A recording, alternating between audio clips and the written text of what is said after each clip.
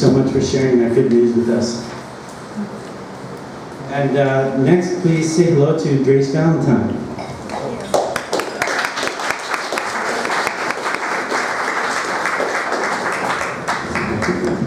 Hi there, everyone. Just wanted to make a quick announcement before. So the first Friday of every month, there's an art walk in downtown Vancouver. And Inks Gallery is one of the galleries that participates in that event. And next month is September, and I am fortunate enough to be one of the artists that will be showing art here. So I would love to invite everyone to come out and see that.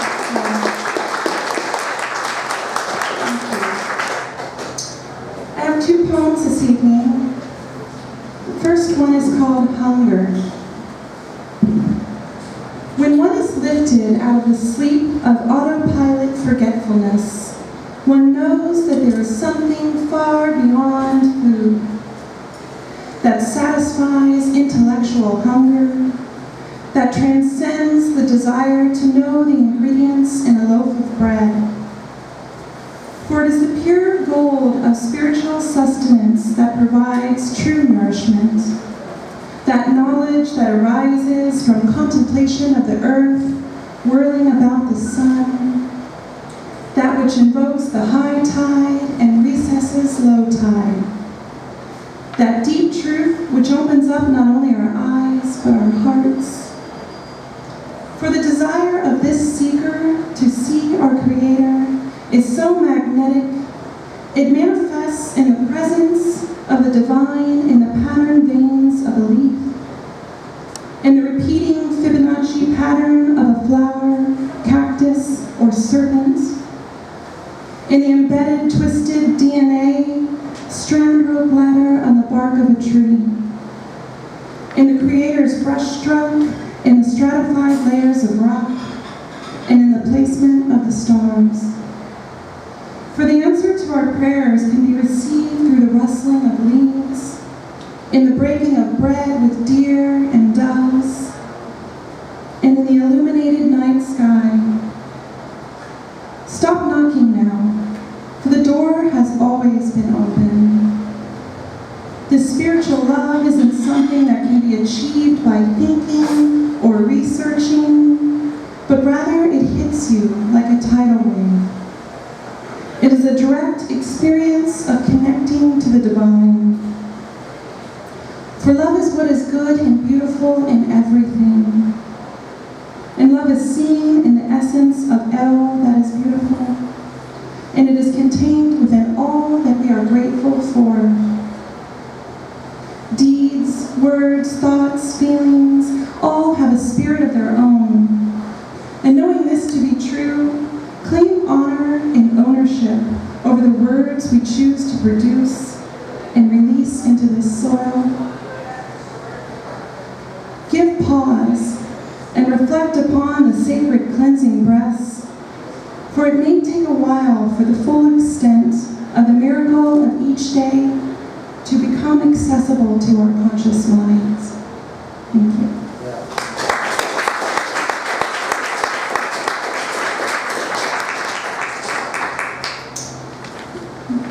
And this one starts with a quote by Viktor Frankl.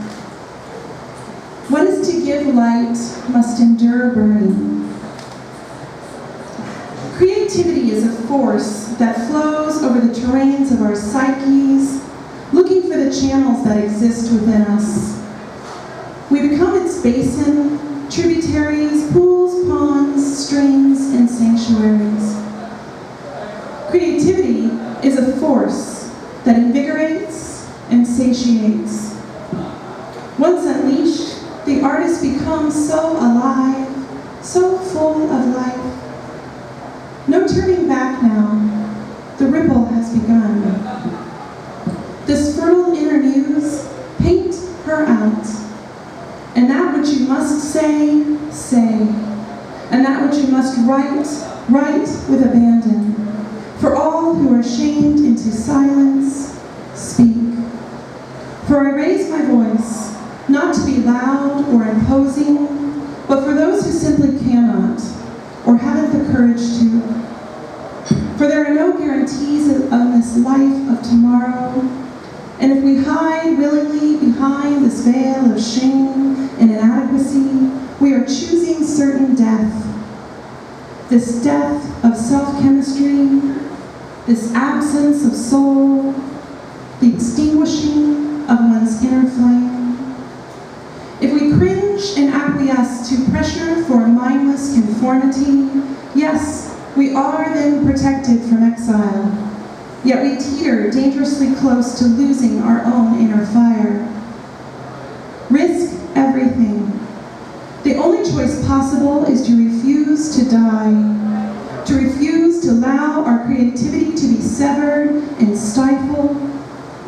One's integrity at stake, she must free herself, as she cannot fit in without dying. She must commit an act drenched in courage. She must incite a revolution. Following her heart, she must refuse to submit. She must rise up, use her voice, clear, concise, and grounded in the face of adversarial interaction. She must decide no longer to cower in the face of power. And despite others' efforts to diminish, rule over, redesign, misuse, limit, and control her, she must outlive, outcry, and outthrive, and outcreate those who wish to vilify her. For her creative freedom must be fought for. And as the voice of consciousness, her creations must speak for those without a voice. She must persevere, refusing to be cut off from her deep, knowing she must burn, burn, burn, bright as an incendiary spark that ignites change. And rather than suffer a life of learned helplessness, she must never sink into complacency and into blindness. No longer fragmented, she integrates into one wise woman. This fusion of self, of all parts, no longer living a fragmented, disconnected life, wherein her creativity is only given a sliver of her time. For her art is her greatest gift, and all who come to bear witness to the creation, all who hear, see, sense it, are touched by it. For a single word, idea, image, or act emanates unlimited potential to inspire others. The ripple effect has begun, and you are here as witness. Thank you.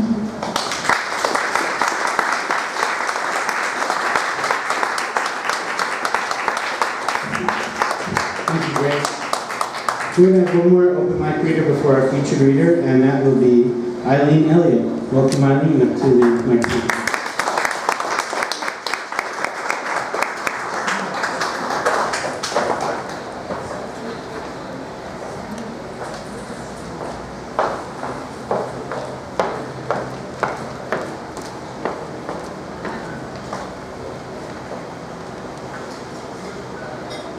I've been pondering existential loneliness of our modern world, and naturally my mind moved to the topic of watermelons.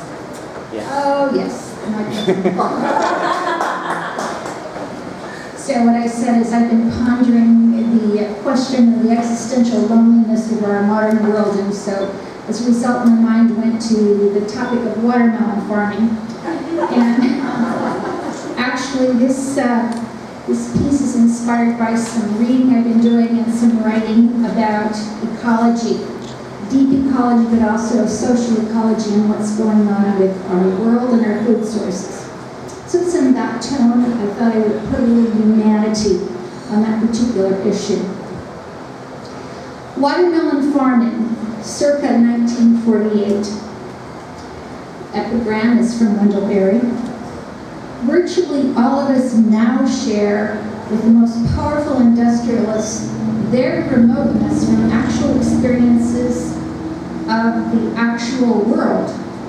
Like them, we participate in an absentee economy, which makes us effectively absent even from our own dwelling places. Here's the story. Sissy probably wasn't even born yet the summer that Daddy raised watermelon down in the Sandy Creek farm. I remember me and Butchie helping him and Ma plant the seeds in the ground. Ma pulled out a handful of the seeds from the muslin tote sack she carried across her belly every so often, and she gave us a few at a time. She kept repeating the numbers, 1, 2, 3, 4, 5, so me and Butchie would be ready for school. We would tamp down the top when we reached 5. The day was warm, and the earth was a cushion like a feather bed under our toes. Only Daddy ever wore shoes when he was outside. He laced up his old army boots every morning by the stove, right after he peeled up his bib overalls and gave them a snap on each of the buckles. Ma said he didn't have enough meat on his bones for a belt, and she swore she would get him fattened up one of these days. The war made him skinny, and he never caught up, though it had been a while since he came home. Ma said war took a lot out of Daddy, and we shouldn't be worried when he made a lot of noise at night because of his bad dreams. He never cried or nothing, but he sure did holler sometimes. I never seen a man cry, but Ma said one time she saw Uncle Sonny cry like a baby when his hound got tangled up in a wasp nest and they stung old Snoop so bad that Uncle Sonny had to put him down, put him out of his misery. Uncle Sonny wasn't much older than me, and I always could get him to play with me, so that story made me feel real bad for him. Anyway, there was a lot of talk about whether it was a good idea to plant the watermelon in that parcel of land, or if we should maybe try a little cotton. Grandpa told Daddy to go ahead and try it since we were pretty late for anything else. We caught some good luck for the next few weeks. Every Sunday, Mrs. Culpepper would ask Ma and Daddy how the watermelons was doing after church when she and Ma counted the Sunday school offering. They counted it together so that way they could be right in their count. Afterwards, Mrs. Culpepper would change the numbers of the offering on the big board next to the list of hymns. And we would always be glad when the Lord made more this week than last. Just about that time, the watermelon vines got to flowering with big old show-offy yellow blossoms, and we hit a couple of real tough weeks of no rain and a lot of heat. Ma and Daddy watered them with a Folgers 3-pound coffee can, one to each hill of melons. I guess we did it just right because every last one of them yellow flowers turned into a tiny round ball, dark green and hard to see under the leaves of the vine. But they grew real fast, and pretty soon Butchie and I started thumping those melons every chance we got to see if they was ripe yet. Finally, one day after dinner, when we finished up our liver and onions, Daddy said, "You know what, Ma? I think a nice juicy melon might be just the ticket to finish off this fine meal." He always said Ma cooked a fine meal, even when it was liver and onions. "Let's do it," he said, and put his old army cap on his head and grabbed both his kids by the hand. Off we went. Ma hung on for dear life to Butchie's other hand as we went past the garden and the pig shed on the way to the watermelon patch. Ma said, "Dale, I forgot the butcher knife. Let me go back and get it." But Daddy got so caught up in the minute that he just kept pulling us along, past the burdock and the ragweed, till we hit the patch. "Now let's find the biggest one we got here, kids." And we raced from place to place, seeing what melon was the biggest, and gave the loudest thump when we hit it with our knuckles. We must have hefted and hoisted and thumped and smelled about 100 of those things, till Daddy said, "This is it, young'uns," and lifted the melon high over his head and dropped it straight down to the ground. That watermelon broke clean in two, and you could just about smell how sweet it was, warm and juicy and just a little grainy on the tongue. We ate the heart out of the first melon, and then Daddy busted open a couple more. We laughed and giggled and had a high old time. All of us washed up at the pump, and then Daddy returned to the field for the afternoon. The next Saturday, Daddy and Uncle Sonny loaded the melons in the pickup bed, way past the sideboards. They wanted to start out early for town so he could sell them direct to the folks for on Saturday trading. We waited for their return with an empty pickup and a full billfold. Ma even got out the Sears catalog and traced off the size of our feet on the little map in the back so we could order some new shoes. But around milking time, we heard the pickup in the gravel. Just the tires. No horn tooting or hollering or carrying on like Uncle Sonny and Daddy usually did when they got together. Ma looked at the screen door, had a kind of angry or kind of sad look, and she told us kids to stay on the porch as she walked out to meet them. But Daddy just drove right past her to the pig pen and started unloading leftover melons. He never said a word. He never looked at Ma. He just threw them all, one by one, into the trough, sometimes hitting it, sometimes letting the melons fall into the slimy mud. I watched him with my mouth open as the beautiful red mixed with the slimy black, the lush sweet smell mixed with the slop and the sting of the hogs. Uncle Sonny gave Ma a signal to be quiet and not talk by raising his hand, palm up toward her. Finally, exhausted, Daddy tossed the last melon over the fence, threw his old cap on the ground, and walked out past the fence, eyes ablazing. Uncle Sonny whispered. Everybody else was selling too. He was pricing them lower and lower as the day went on. And Dale said he'd be damned if he was going to give those melons away. He'd sooner let the pigs eat them. Ma walked back into the house, quietly folded the Sears catalog pages shut, and told us kids to go out and play. It was really dark before she called us in for supper.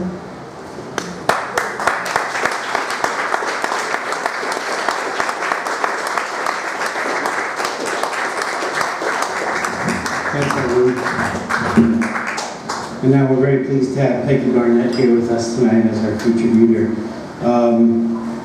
Peggy grew up in Queens, New York in the 1950s. She graduated from the Cooper Union with a degree in fine art.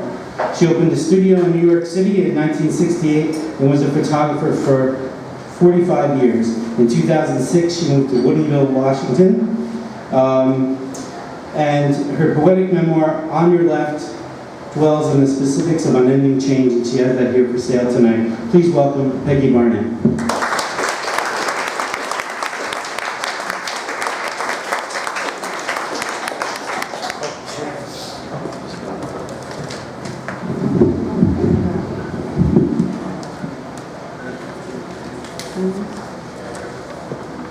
Hi, thanks for having me here tonight.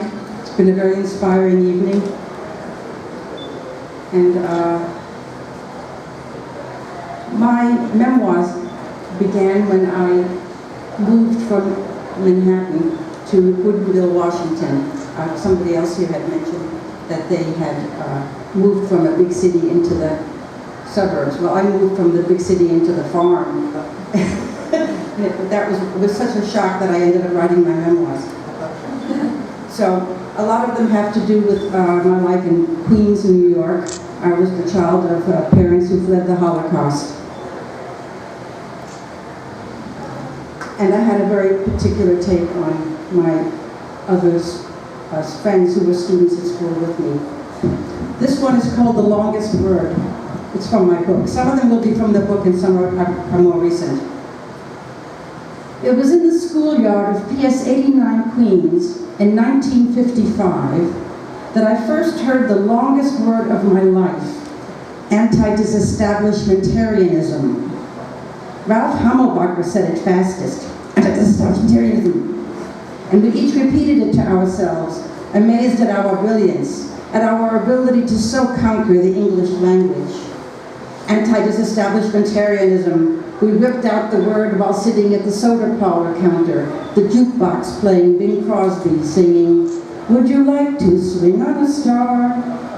As we ate the scrumptious banana splits Mr. Walkie concocted out of his homemade ice cream, the secret recipe for which he brought with him from Vienna after the war. He never put his bananas in the refrigerator. No.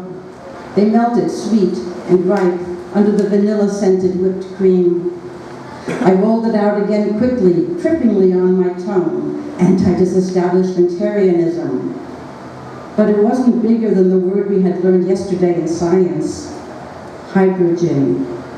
That word was really scary because it was followed by the small word, bomb.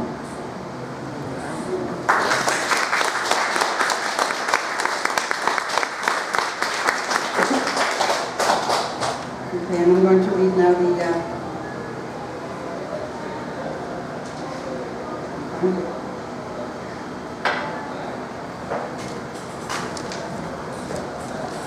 This poem is called The Lady in Blue. When I was 4 years old, my mother took me and my sister and my grandmother. My father stayed in New York, and we went to live in the Belgian Congo because I had an aunt who actually moved to the Congo after the war. And so I lived with my aunt at her hotel. She had a hotel in Luluaburg, and I went to the convent school there. And this is a poem about my life in the convent school. It's called The Lady in Blue. Yesterday, I framed my Fra Angelico Prince of Angels. I had bought them many years ago in Florence, set into a long gold frame with 4 little squares edged in gold rope. The winged musician angels float in a gold sky, harps, violas, trumpets held high. The lady in the blue dress is beautiful. Her robe, the blue of the deepest blue sky day, swirls around her feet. Covering her golden hair is a blue gauze veil. Her blue eyes gaze upward. Her eyebrows, a pencil-thin line, barely there. A tiny red mouth between pale peach cheeks and an oval face tilted slightly to the right. She floats on a cloud. Sun rays stream from behind her gold haloed head. Golden stars surround her.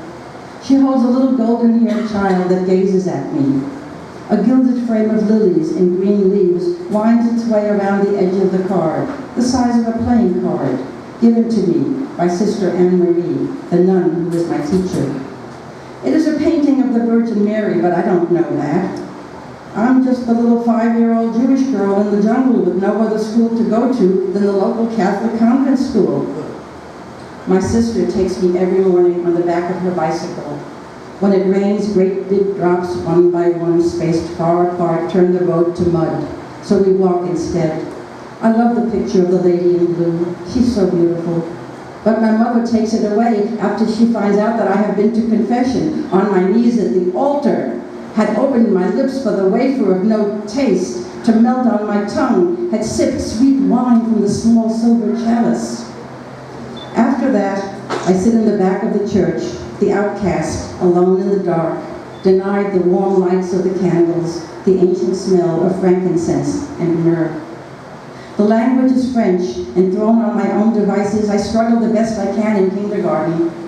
A sheet is hung between 2 poles, and voila, a puppet theater. Our shoes are the puppets. One by one, the children duck behind the sheet, put the shoes on their hands, hold them high up for all to see, and make them talk and sing. The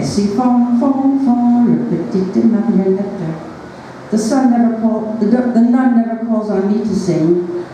I still have a little paper notebook, the words the art graphique printed elegantly on its now brittle cover. I see it still on the wooden desk I shared with a little boy who once peed in the classroom, a wet puddle spreading under us. Sister was very angry. Inside the book was my artwork, a sailboat made of folded pink paper with a French flag, the word Noel with a candle, childish icons from a lost French civilization in the Congo. How strange then that my mother chose to pack it and bring it back with her to New York, so I could now re-find it in Maltby. To this day I love images of angels, blue veils with stars and halos, feathery wings on their shoulders. They are the messengers. I see them climbing the ladders between heaven and earth, their toes barely touching the rungs as they rise upwards. I see myself with wings. I fly up into a golden sky, stars floating all around me, singing.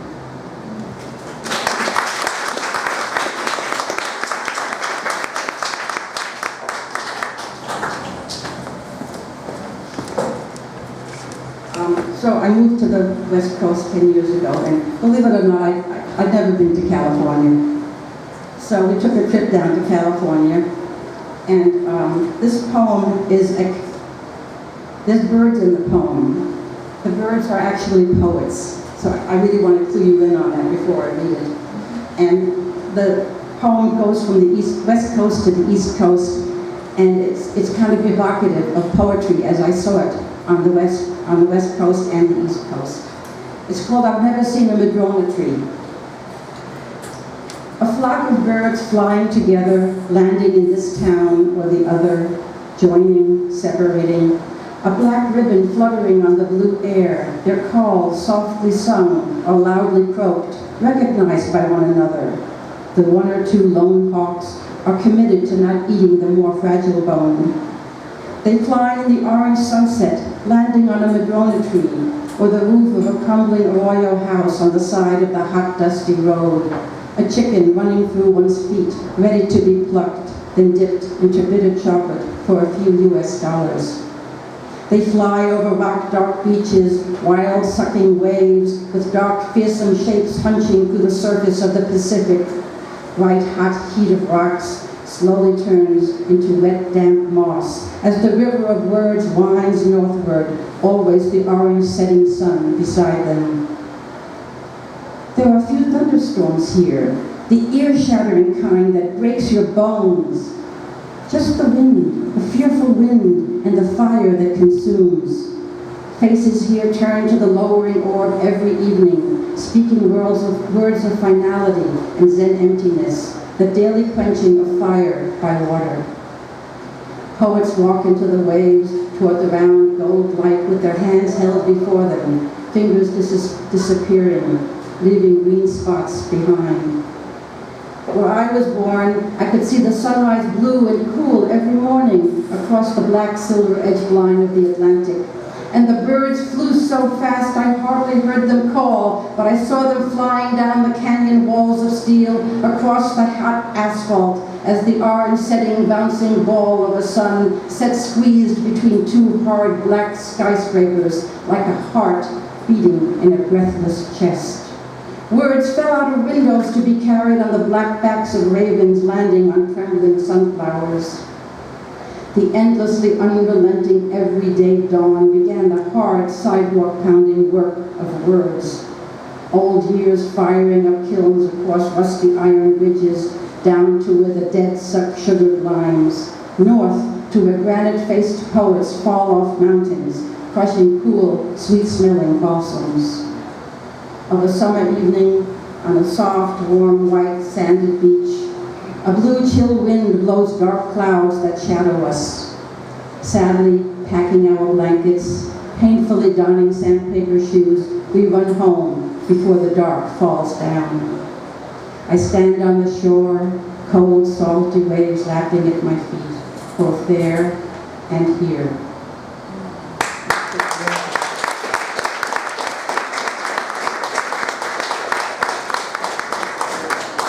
Back to public school. This is called Last Tango in Queens. The smell of Mrs. Roche's soft, wrinkled breasts pushed up against my chin by her huge face-powdered cleavage is in my nostrils. The rigid corset containing her amplitude creaks under my fingers, which are holding the small of her back. A 78 RPM record is playing Begin the Begin.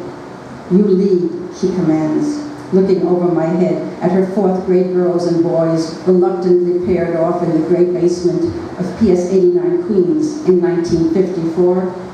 A chain gang learning social dancing. Step right, step together, left foot forward, step together. My stomach is pressed against her thighs, feeling the garter belt clamps holding up the nylon stockings under her black skirt. There was a horrifying rumor that she took off her pink panties before every class. My mother taught me how to dance before I could walk. A Viennese waltz around the room as she hummed the Blue Danube waltz. Da-da-da-dum, da-dum, da-dum. La Comparsita initiated an Argentine tango with dips across the living room floor. A Cuban cha-cha-cha. I knew them all by the age of 9. Mrs. Roche had watched me and noticed. She always picked me to dance with her. She loved my foxtrot and my rumba. The other children watched me, relieved not to be the chosen one. She was actually a good dancer. It must have been the highlight of her dreary day. I dreaded Tuesday afternoons. As I got older, my ballroom dancing ended. My mother died. I married someone who couldn't dance, couldn't be taught. No one else asked me to dance. Yet, when I think about it, if Mrs. Roche came up to me right now and asked, "Shall we dance?" I would answer yes. I'm taller now, so we could dance together cheek to cheek.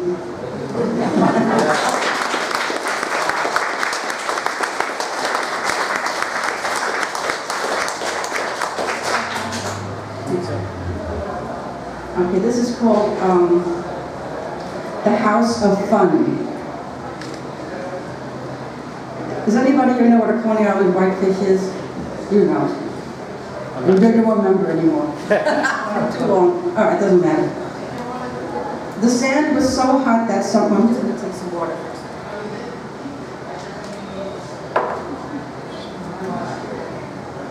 The sand was so hot that summer of 1952 in Coney Island that I sat in the shade under the boardwalk where it stayed damp, smelling of old seaweed, Coney Island whitefish, and melting wax cups. Shadows of moving feet above played black notes of music below. Holding Daddy's hand, we walked the midway, John Henry's hammer bell clanging as screaming riders sang to Calliope ragtime. The wall of the funhouse was painted red. The entrance was a square black hole in the pink mouth of a grinning red-nosed clown wearing big yellow shoes and a blue bowler hat. My father paid the fat man and sent me from the sun into the darkness. I slowly took a few steps into the night, cringing when a skeleton reached out for me.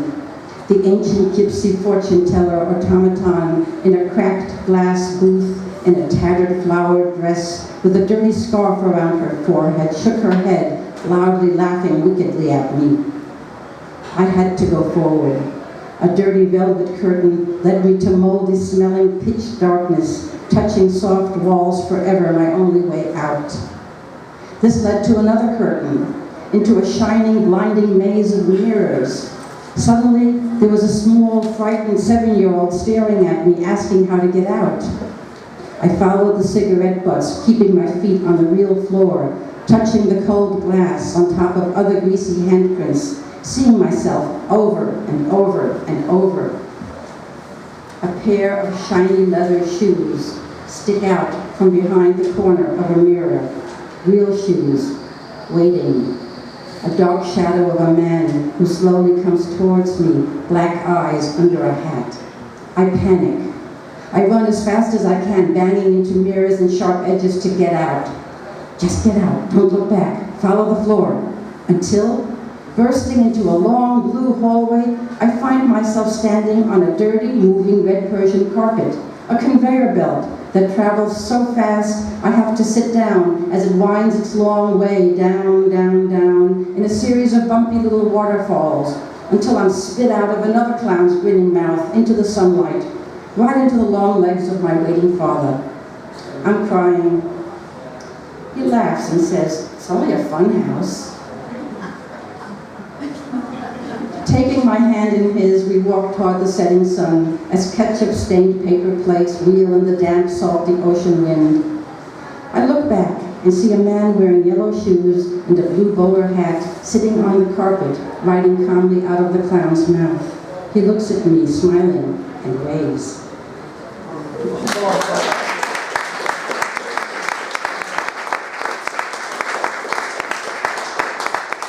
What was my father thinking? Okay,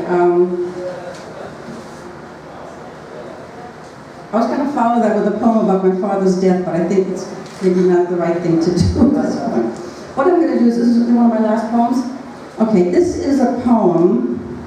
It's a little bit different. It's about something I wrote very recently, and it has to do with you, the audience. And I'm not going to read it, probably insult every single one of you. Or at least half. It's called The Marriage of Heaven and Hell. And it's a quote from William Blake, wrote a long poem called The Marriage of Heaven and Hell in 1793. And the quote from him is, "Now the sneaking servant walks in mild humility, and the just man rages in the wilds where lions roam." There's no God in poetry. Poetry has nothing to do with God. God doesn't care about poetry. There is no worshiping in poetry. There is nothing more tedious in intent than a poetic rapture of saving, finding, or ascent.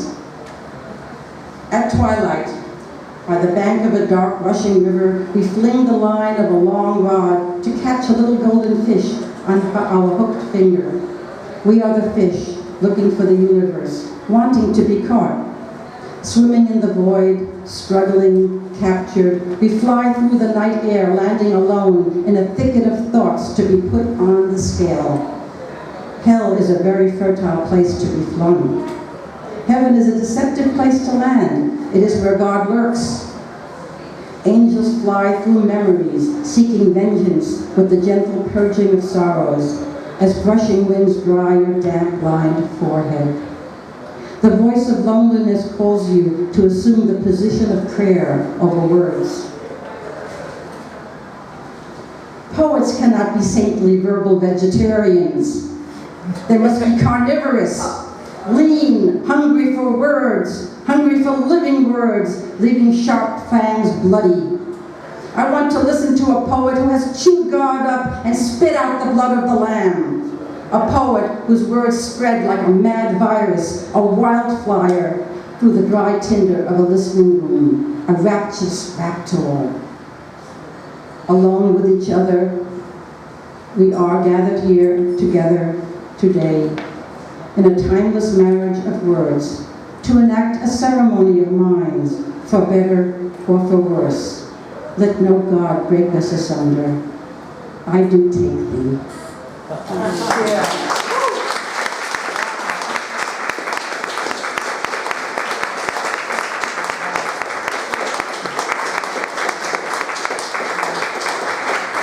Thank you so much. It's been such a pleasure. You're such a wonderful large audience. I really appreciate it.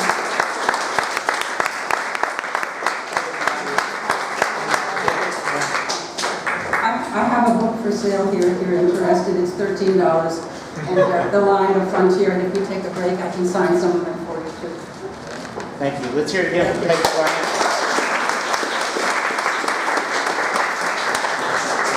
And we'll take a 15-minute break so you can buy a book, get something to eat, tip those bartenders, and yeah, we'll see you in about 15 minutes for more open mic poetry.